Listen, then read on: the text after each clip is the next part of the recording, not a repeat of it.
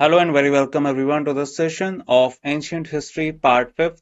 In today's session, we are going to discuss the topic that we need to cover to understand this particular important thing in ancient histories. The topics that we are going to discuss today will help us in understanding a lot of philosophies, plus it will help us in giving a lot of answers in our exams because it is one of the most important topic that we have. So let's just start. And before we start, guys, the images, text, and other materials used in our presentations are for educational purpose only. We respect the intellectual property rights of the original creators and owners. If you are the owner and have any concerns or issues, please contact us at sathi@iitk.ac.in and we shall remove the same. So first topic that we have to discuss is the Jainism, and we will discuss that how the Jainism was founded and who was the founder, how many Tirthankars were there, and we will also discuss some of the very relevant things of Jainism, and we'll discuss the type of question that could come into our exams. So first thing is that it was founded by Rishabhnath, or also known as Rishabdev, and he was the first Tirthankar. So we need to understand at what exactly the meaning of Tirthankar is. So those particular members of Jainism, or I would say the former founders or co-founders of Jainism, were those people who particularly attained the Nirvana, and apart from that, they also attained enlightenment, and they also particularly gave this philosophy of living on this earth. So those people are basically called the Tirthankars. You can compare them with the Dashavatars in the Hinduism. So that is the basic phenomena. And Rishabdev was the first one. He founded the Jainism. Then there were total 24 Tirthankars, or we can call the prophets or gurus, and all of them were Kshatriyas. So basically, they all belong to the Kshatriya clan. Then Rishabdev or Rishabhnath reference is also there in the Rig Veda, but there is no historical basis for the first 22 Tirthankars. Only the last two are historical personalities. So basically, there is a particular reference of Rishabdev or Rishabhnath in the Rig Veda, but we have no information, no very particular evidence of the particular first 22 Tirthankars that lived in the history. But we have references and history of 23rd and 24th Tirthankar. So we will discuss about them, and we will see that particularly what they have told about Jainism and what is the type of principles they have, what are the type of principles they have given. So first is the 23rd Tirthankar Parshavnath, and his symbol was a snake. Do remember, this is really important that you have to remember their symbols as well, that sometimes the symbols could be asked directly in the exams.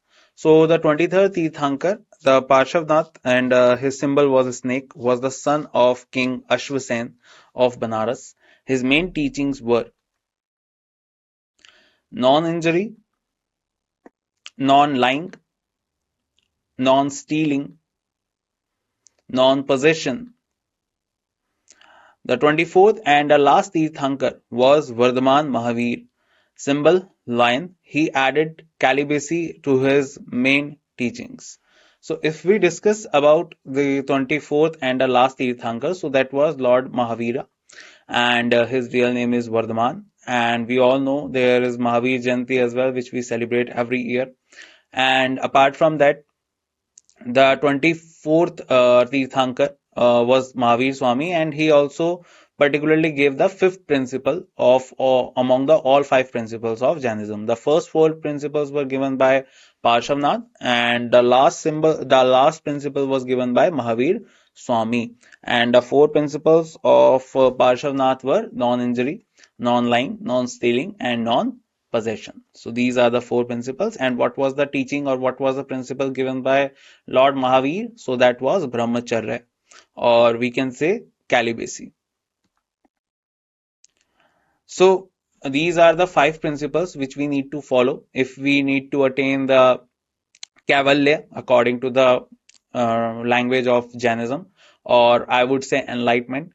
And in the other cases, the one more thing that you need to understand here, that these are particularly the principles which are defined, and on the basis of these principles only, the philosophy of Jainism further enhanced. So let's discuss more on this. Now let's discuss about the 24th Tirthankar, and that was Mahavir. So he was born in 540 BC at Kundagram near Vaishali. So he was born in 540. And when was Gautam Buddha born? If we talk about him, so his real name was Siddharth, and he was born in um, 563 BC. So basically, you can understand that during the same century, two particular people were born. One was Gautam Buddha, and the other one was Mahavir Swami. And this question had been asked earlier also, that who was the contemporary king during whose reign both Mahavir Swami and Lord Buddha were on this earth. So that was basically the Bimbisar. So Bimbisar was the founder of, you can say, the Magadha Empire or the Haryanka dynasty, and during his reign, both of them were on this earth. So Kundagram near Vaishali was the place where Lord Mahavir Swami was born, and his real name was Vardhaman. Siddharth was his father. Do you remember, this is not the same Siddharth. The Gautam Buddha Siddharth was a different personality. So Siddharth was his father, and Trishla was his mother. Yashoda, his wife, and his daughter was Priya Darshana, married to Jamali. Why all this information is important here? Because in all this information, you have to remember first of all the name of father and mother. They can be asked in in exams as well. Other than them, one more very important point is that Jamali was the son-in-law of Mahavir Swami, and earlier he was against the principles of Mahavir Swami, but later he became the first follower of Mahavir Swami. So do remember his name, Jamali. Jamali became his first disciple, as I was saying,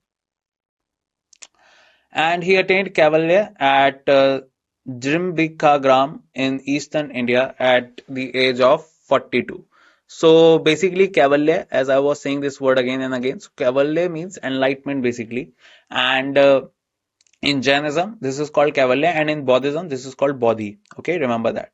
So he attained Cavalry at Jrimbikagram in eastern India. It is also known as Jambik village. And do remember that he attained Cavalry beneath a sal tree. So Gautam Buddha attained enlightenment beneath a peepal tree, and he attained Cavalry beneath a sal tree. And besides which river? So he attained Cavalry besides the river called the Rijupalika river. So he attained Cavalry besides Rijupalika river in Jambik village at the age of 42. So he got the title of Jinnah and Jinn, Arihant and Mahavir. So if we talk about Jinn, so basically Jinn is the word from where Jain word came, and Jinn basically means the enlightened one. Okay, he died, or we would say he attained nirvana. Okay, whenever this type of personality leave this particular earth, so that in that particular time we use the word nirvana. So he attained nirvana at the age of 72 in 468 BC at Pavpuri near Rajgrih. So he attained nirvana in Jrimbika Gram, or also known as Jambik village, and he attained nirvana at Pavpuri near Rajgrih. So Cavalry at Jrimbika Gram and Nirvan at Pavpuri near Rajgrih. He was called Jin or Jitendriya, Nirgranth and Mahavir. So these are some other names of Mahavir Swami. Also remember them. Bimbisar was a contemporary of both Mahavir and Buddha. The Jain text mentions that he was a disciple of Lord Mahavir. So basically, according to Jainism, he was the follower of Lord Mahavir. So that is the point here. And do remember that he was the king who was the contemporary of both Mahavir and Lord Buddha. And after that comes the nirvana. So when we discuss about the way to nirvana, so how the nirvana was attained, or we would say the particular thing, like how one can attain Kaivalya first, then he can attain nirvana. So the three Ratnas are basically right faith, that is Samyak Vishwas, right knowledge, that is Samyak Gyan, and right conduct, that is Samyak Karma. So if we talk about this one, guys, so this is really important to understand here that what kind of faith they are talking about. So basically, when we talk about Jainism and Buddhism, so do remember that during the time of Mahavir Swami and Lord Buddha, they both were particularly in some principles they were, you will find them to be going in the same path, but on some principles they are going on a different path. Like in case of idol worshipping, so idol worshipping is not basically there in Jainism and Buddhism during their time. And one more thing that I can tell you about them, that is on which they are different, is basically the principle of Atma. So in Jainism, they believed in Atma or soul, but in Buddhism, they did not believe in Atma. They basically called it Anatma. Okay, so that is the thing.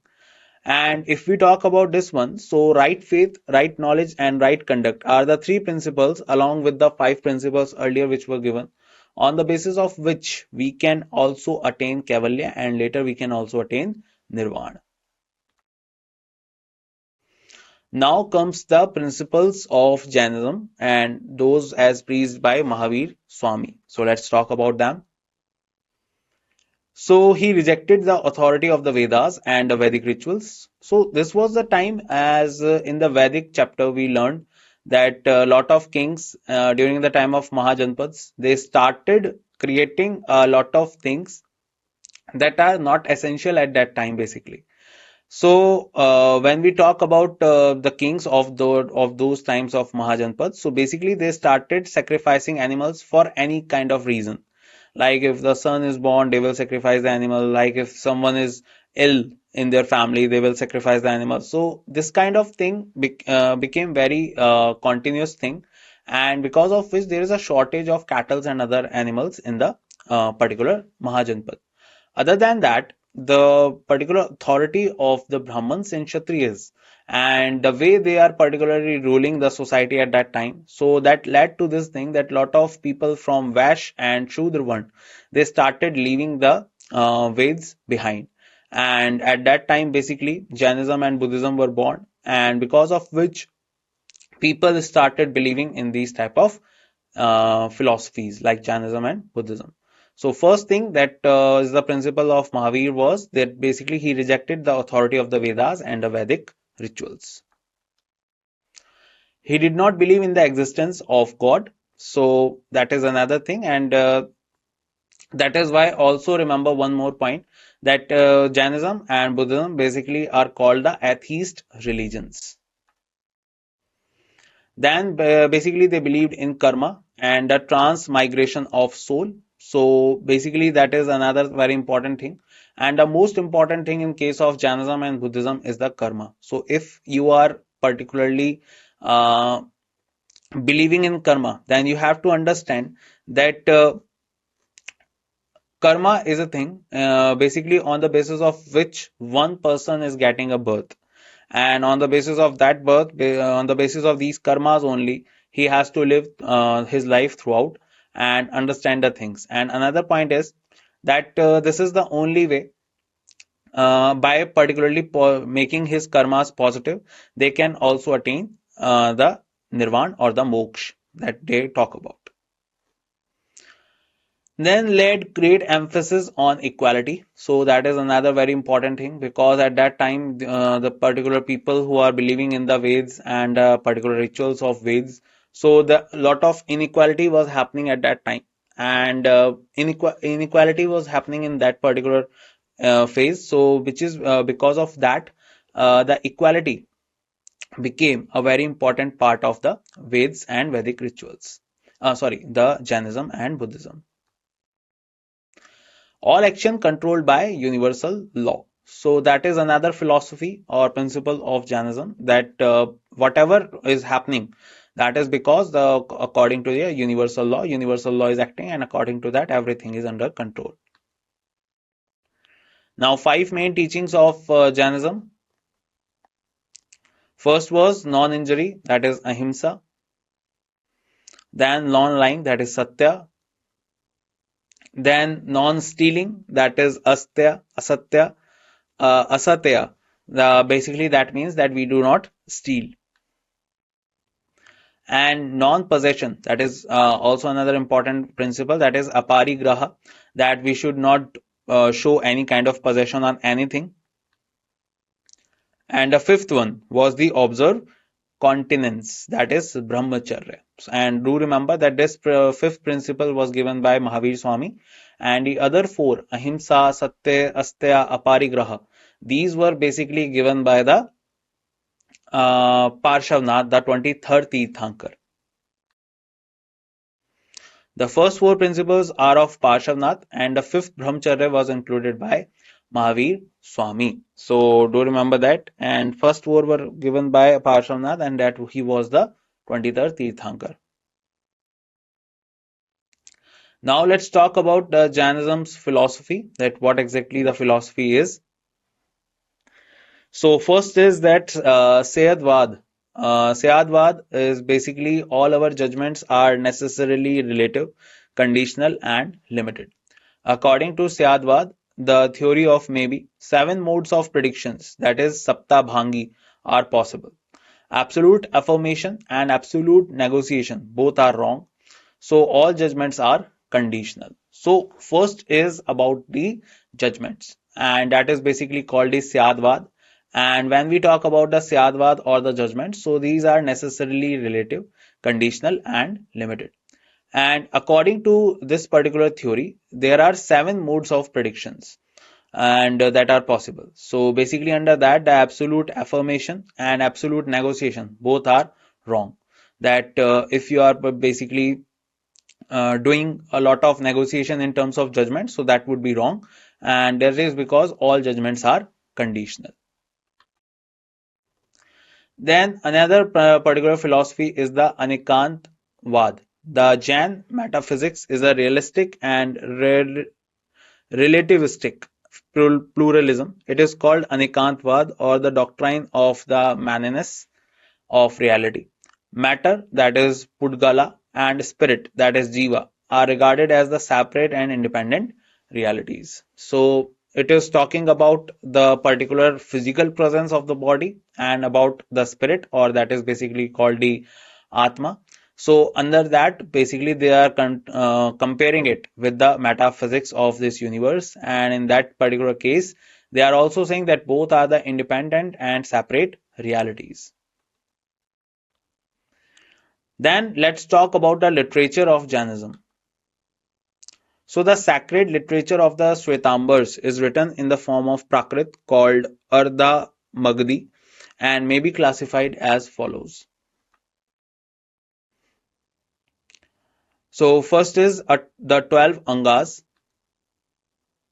the 12 Upangs, the 10 Parikarnas, the 6 Cheda Sutras, and the 4 Mula Sutras. So do remember when we are talking about the Jainism literature. So Jainism literature are basically written in the language called Prakrit, and they are basically called the Ardha Magdi, and they are classified in 5 different particular books. The first one are called the 12 Angs, then 12 Upangs, then Parikarnas, then Cheda Sutras, and the Mula Sutras. So every particular book tells us something about different type of philosophies, different type of sermons, different type of way of living, and other particular important things that are essential for a person to understand and later to follow them, and so that basically they can attain the Kaivalya and later the Nirvana. So for that purpose these literatures were written. And do remember there was a word written there is called Shvetambars. So Jainism is basically divided into two sects in the second council of Jainism, and that were during the first council of Jainism, sorry, and that were Shvetambars and Digambars. And Shvetambars are those basic people of Jainism. They particularly wear white clothes around their body, and Digambars are basically those who wear nothing around their body. So these are called Digambars. Now let's talk about the Jain councils. So first 300 BC, the particular first council happened, and let's understand that what happened in that. So during the time of first Jain council, the place was Patliputra, and it was presided by Sthulbhadra.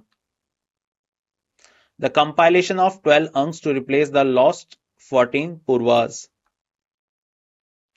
So basically, first is the first Jain council that happened, and under that, the Patliputra was basically the place, and Sthulbhadra was the person who presided on that particular um, thing, on that particular post of being the president of this council. Now, second was happened in 512 AD at Vallabhi, presided by Devardhi, and the final compilation of 12 anks and 12 upanks happened. Also, you can write down one more point that I'm telling you, that in the first council that happened in 300 BC, at that time the king was Chandragupta Maurya, and at that time the Jainism was basically divided into two parts, the Shwetambar and the Digambar. One was led by Sthulbhadra and one was led by Bhadra Bahu.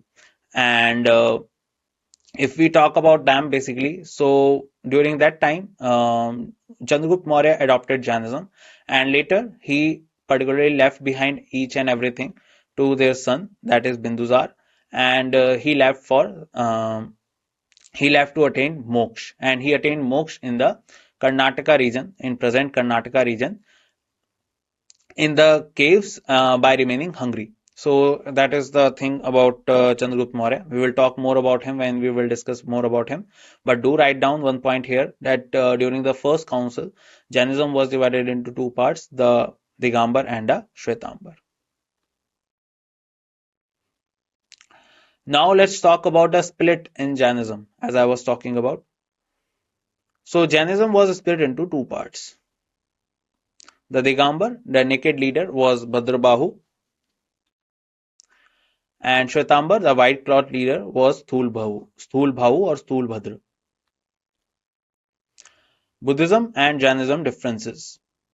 Let's talk more on this, that what is the basic differences between both of these religions. So first is that Buddhism did not believe in the soul, whereas Jainism believe in the soul. Sangh and monks were given prominence. Lay followers were given prominence. Then the liberal feelings and practical actions. Extreme ahimsa was emphasized. This is really important difference between both of them. If you follow Buddhism, so Buddhism will provide you a lot of liberal and freedom in certain things.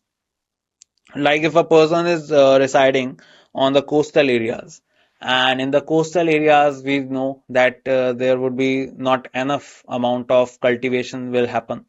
So in that case, particularly the people who are living in the coastal areas, they are allowed under Buddhism so that they can eat fish, because that is the only source of energy that they can have. So Buddhism basically tells them that they can do regarding all these type of things, that what they want to eat. And in terms of Jainism, there is no exception there, that wherever you are living, whatever you are doing, there is nothing exception there. But the only thing is that you have to follow the extreme ahimsa in that. Then the middle path is a reasonable way out to salvation. This is the point that was told later by Gautam Buddha, because when Gautam Buddha left his home and attained the enlightenment, at that particular time he left everything behind. But after attaining the enlightenment, a thought came to his mind that all of this can be attained by remaining in grahast situation also.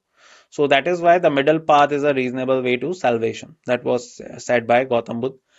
But in terms of Jainism, so methods of salvation that are far from ordinary, that is extreme. So according to Jainism, you have to do such harsh things to attain the salvation.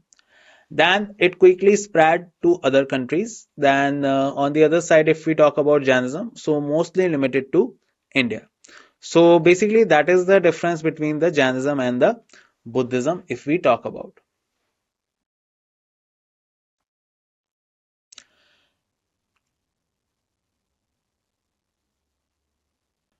Okay, so next we are going to discuss is about the Buddhism. So when we discuss about Buddhism, guys, so the one very important thing is that Buddhism, we need to understand that how it was founded and who was the founder and what are the principles of Buddhism. So first is about the Buddha's life. So Buddha's life basically tells us that how he was basically the person in his childhood and where he was born and other things related to it. So Gautam, the Buddha, also known as Siddharth, Shakyamuni, and Tathagat. These are some of the names of Prince Siddharth. So his real name was Siddharth, and he was also known as Shakyamuni because he was from Shakya clan and he became a Muni. That is why this name was given. Then the other one is Tathagat, that is the highest one. This is the name given to him. Then the Gautam Buddha was another name given to him. And if we talk about Gautam Buddha, so Gautam word came from his foster mother, that was Prajapati Gautami, and that is why he was famously known as the Gautam Buddha.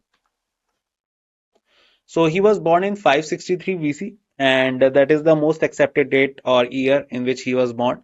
And if we talk about him, so he was born at Lumbini near Kapilvastu, capital of the Shakya clan, capital of the Shakya Republic. So basically, when we talk about, do remember one thing that he was from Shakya clan. His father was the king of Shakya clan, and who he was Suddhodan.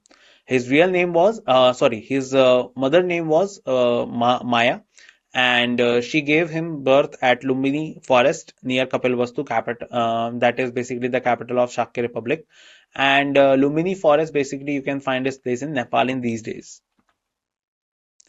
Then he left home at the age of 29 and attained Nirvana at the age of 35 at Bodh Gaya. So basically when he left home at the age of 29, so that particular situation or thing or the event was basically called a Mahabhinishkraman. And the other thing is basically that he attained enlightenment at the age of 35 at Bodh Gaya.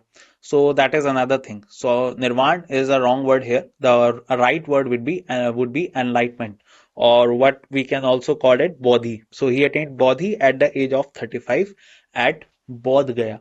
So Bodh Gaya basically you can find this place in today's Bihar. That is basically the Gaya.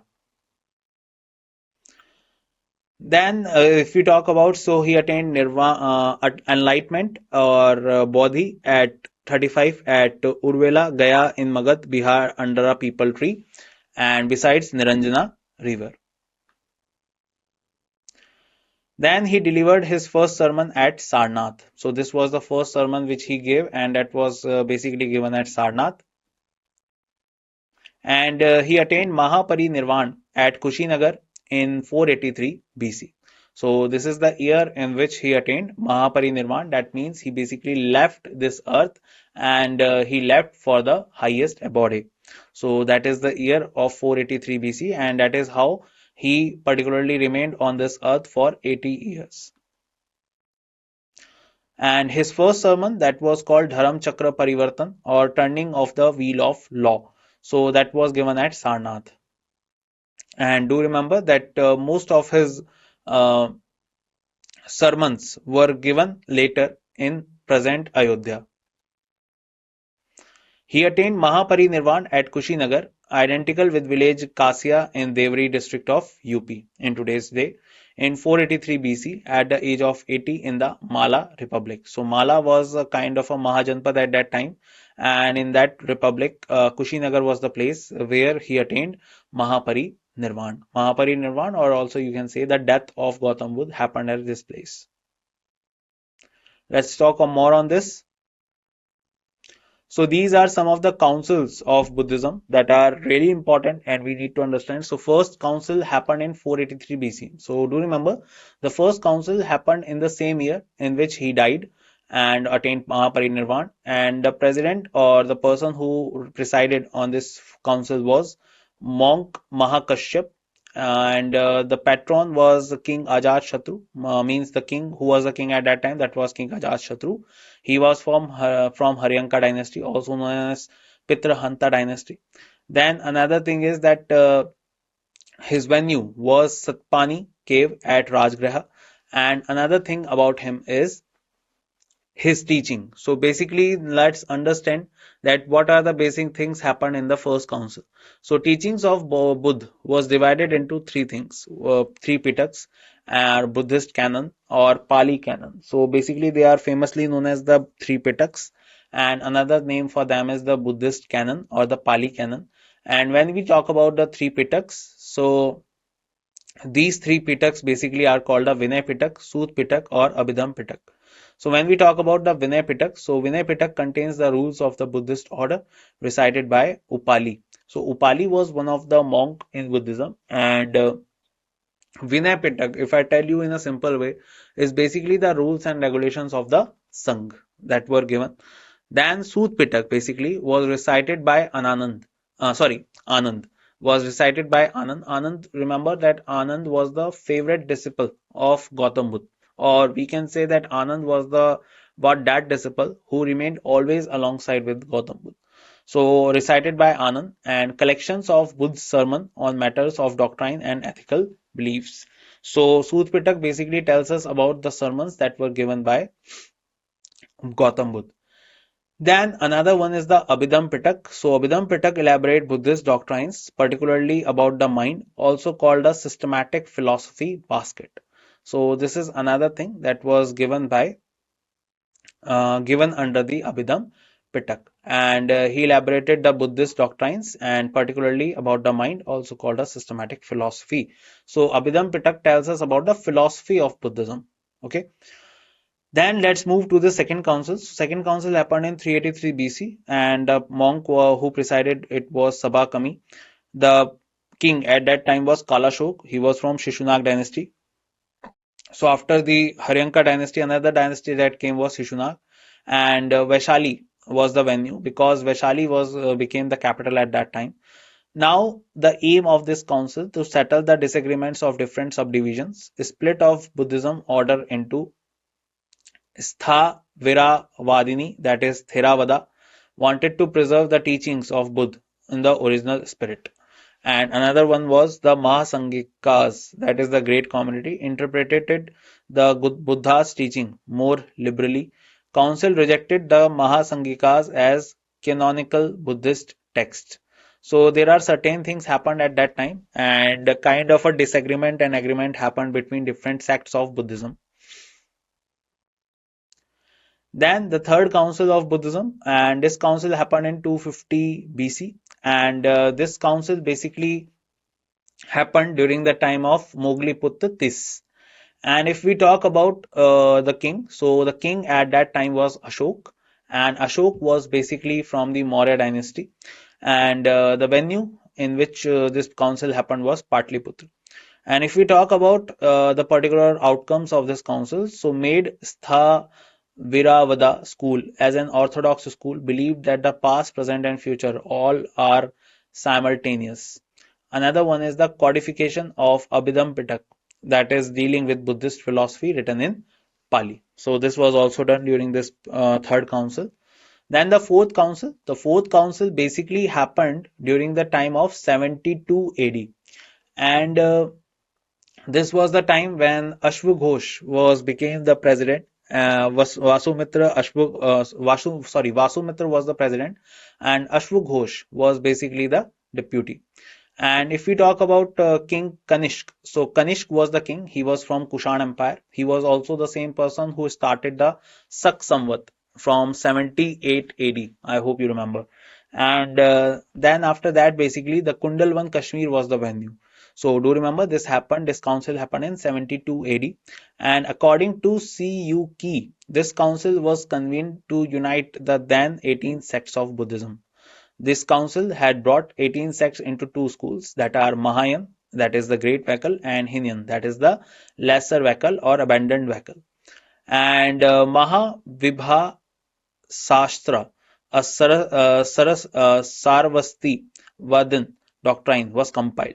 Elaborate commentaries on Tripitaks with Upadesh Shastras, Vibhasa Shastras were prepared, and deliberations in the council were held in Sanskrit.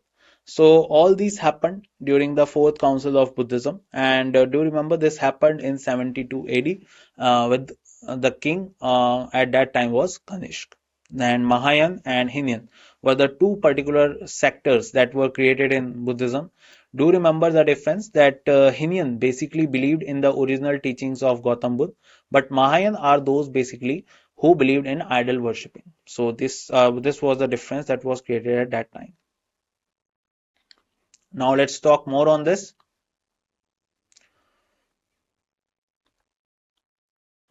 So sect like Sthaviravadan, Samatyas and Sautantrikas came to form Hinyan led by Sthaviravadans. Sarvastivadans, Mahasangiks, Chaityakas, Purvasila, Aparasila, etc. were formed into Mahayan led by Mahasangiks. So basically that these are the different sectors. As we studied that 18 different sectors were divided into two different sects, combined and divided into two different sects. So these are the different sects that were the part of Hinyan and Mahayan. Now let's talk more on this. So idealism, basically the two source of valid knowledge was there. Let's see more on this. One is the perception and the other one is the inference. So these are the two basic things, two source of valid knowledge. Then the doctrine of dependent origination, that is Prati Samutpada, that is basically the central theory of Buddhist philosophy. It tells us that in the empirical world dominated by the intellect, everything is relative, conditional, dependent, subject to birth and death, and therefore impermanent. Theory of momentariness, that is Shana Bhanga or impermanence. Permanence. It tells that everything in this world is merely a conglomeration of perishable qualities. According to it, things that can produce effect exist, and whatever cannot produce effect has no existence. So that is another philosophy or another theory that was given at that time. So five great events of Buddha's life and their symbol. Basically, the first one is the birth, the lotus and bull, and the other one is the nirvana, that is the bodhi tree. Third one is basically the parinirvana or mahaparinirvana or death, and that is related to stup. And if we talk about the great renunciation, so that is the horse. That was basically the time when he left the home. And another was the first sermon, that is the Dharam Chakra or the wheel. So these are the symbols that defines the different events of Gautam Buddha's life. Let's talk more on this. So here we can also see that the right understanding is related to some particular things, and these are called the eightfold paths. So that is also known as the Ashtangic mark. So when we talk about the Buddhism, so Buddhism tells us about one very important thing, that the eight ways or the eightfold paths through which we are can also attain the nirvana. So these are the eight ways in which we can attain the bodhi and as well as the nirvana. So first is the right understanding, right speech, right livelihood, right mindfulness, right thought, right action, right effort or right and right concentration. So these are the eightfold paths, also known as Ashtangic Marg. Then there are three Ratnas of Buddhism also, and these are the Buddha, Dham, and Sangha. So all these three are connected, and on the basis of these three particular Ratnas or particular things, we all can attain first of all the Bodhi and then the Nirvana. So belief in ahimsa, that is another very important thing. So one should not cause injury to any living being, animal or man. That is very important thing. Then the law of karma, that also happens, and man reaps the fruit of his past deeds. So that is another philosophy. So whatever we are facing today, that is because of the things that we did in the past, in the earlier life or in the present life. So according to that, our karma are coming in front of us, and that is how we basically facing the things. And as the time when we particularly do a lot of right things and all our karmas became positive, now is the time when we can attain particularly the body and then the nirvana. Then comes the Sangh. So when we talk about the Sangh, so Sangh is the place where the monks have to live, follow the rules and regulations. So let's talk about that. So consist of monks, the bhikshus or shramanas and nuns. Bhikshus acted as a torch bearer of the dham. So basically these bhikshus or nuns basically are those people who particularly will follow certain things and certain rules and regulations while living in Sangh, and also follow the teachings of Gautam Buddha. Then apart from Sangh, the worshippers were called Upasak. So basically Upasaks are those who are living in their grahast life or in the particular the family life and also following the teachings of Buddhism. Then the Buddhist text, all were written in Pali or Ardha Magdi. So basically the text of Jainism were written in Prakrit and the text of Buddhism were written in Pali. Then the Vinay Pitak. So if we talk about Vinay Pitak, I already told you that it consists of the rules and regulations. Let's see more on this. So mainly it deals with the rules and regulations which the Buddha promulgate that one should follow while living in the Sangh. It describes in details the gradual development of the Sangh. So it basically tells us that what should be done while living in the Sangh. An account of the life and teaching of the Buddha is also given.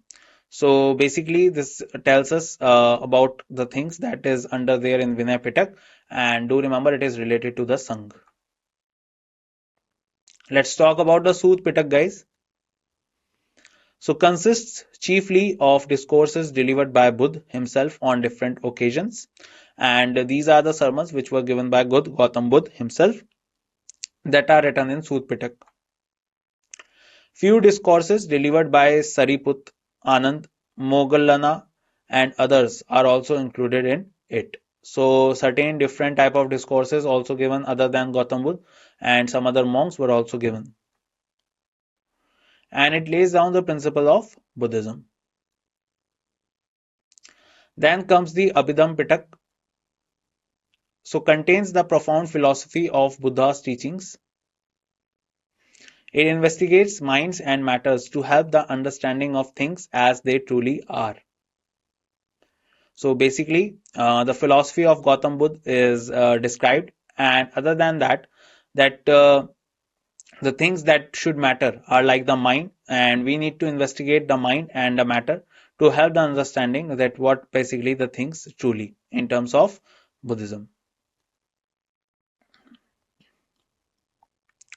The Khandakas. The Khandakas is the second book of Vinay Pitak. It has two volumes, that is Mahavagga and Kulavagga.